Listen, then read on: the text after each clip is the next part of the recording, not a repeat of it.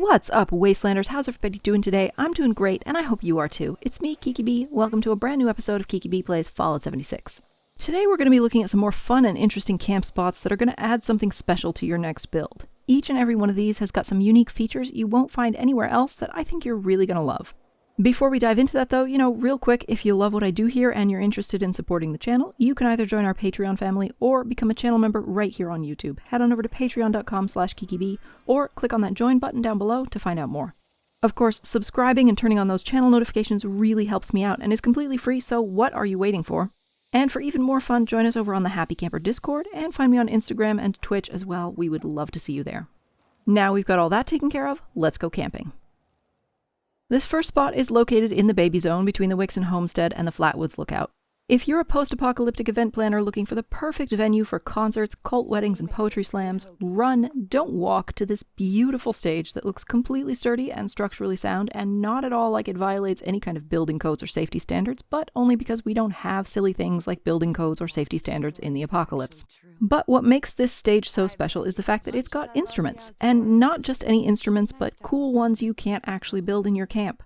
So plop down your camp, throw a banjo and a ukulele up here, and try to start up an impromptu jam session with every poor level 27 schmuck who comes by your place looking for cheap ammo and plans. They will love you for it.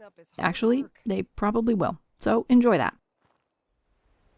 Next, we're headed to this lovely locale nestled in between Camp McClintock and Lakeside Cabins. If you've ever thought, I love my camp, but what it really needs is more cliffs I can fall off of and accidentally break my leg, welcome to your new home.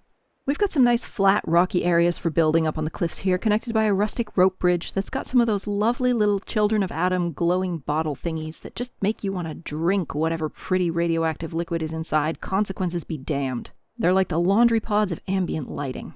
And in case all this looked just a little too OSHA compliant for your taste, if you walk slowly on the bridge, you will fall through that hole in the planks.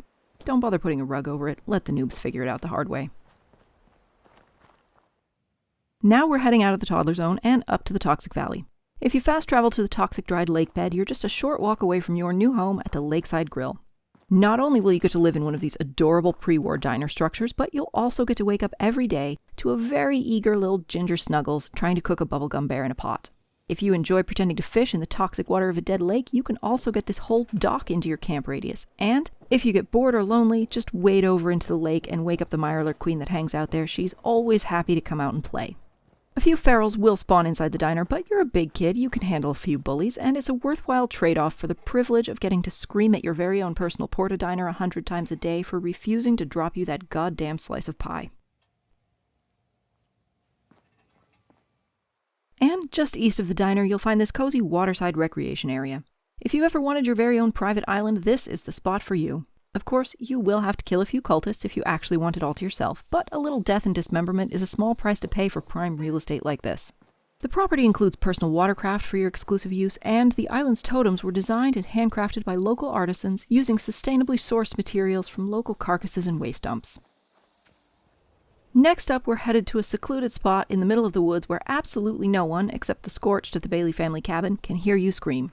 If you've ever lamented the fact that you can't visit Stonehenge anymore because transatlantic flights no longer exist, the wilds of Appalachia have the next best thing. If by next best thing you mean a circle of rusted-out cars laid out in a kind of sad approximation of one of the world's greatest archaeological and anthropological mysteries. But hey, it's got a cool throne thing you can sit on, so quit your whining.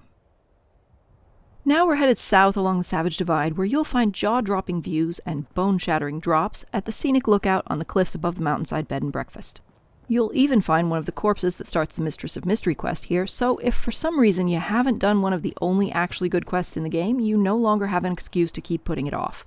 And for those of you who still haven't got the whole camp spawn point thing worked out, at least there are plenty of stairs here, so when your visitors spawn way down below your camp, they won't have to Skyrim their way up the cliff to get to your vendors.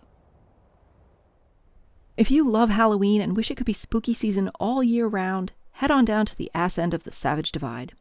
Between the Hornwright Estate and Dent & Sons Construction, you'll find this cozy pre-war house with some of the best Halloween decor in the game. Just look at these cute little spoopy hay bale critters. The place comes with a nice supply of fresh pumpkins for all your herbivorous pie baking and soup making needs, has a fully intact second story with no holes in the floor or roof, and maybe best of all, has an actual basement. Not a glitch under the world thing like I love to build, but a real, honest-to-goodness hole in the ground, complete with washer and dryer hookups and your very own settler corpse. What more could you want? Well, if you answered more ritual sacrifices, I have just the place for you. For all you cultists and serial killers out there, we've got a beautiful little sacrificial altar down in the trash heap, all set up and ready to go. Purify your victims in the gorgeous smoking black pool of toxic water before sacrificing them to the old gods on the rustic candlelit stone altar.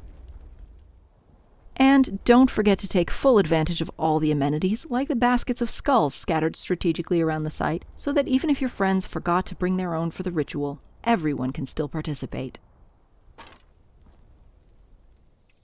That's it from me today, folks. Hope you enjoyed this video, hope you learned something, found a great new spot for your next camp, whatever. Don't forget to make sure that you're subscribed and you've turned on channel notifications so you don't miss out on the next absolutely amazing video. If you liked this and you're interested in supporting this channel, check out that Patreon link in the description or click the join button right below this video to become a channel member. And of course, join us over on Discord, Instagram, and Twitch. We would love to see you there. And with that, folks, take care of yourselves, be good to each other, and I will see you in the next video.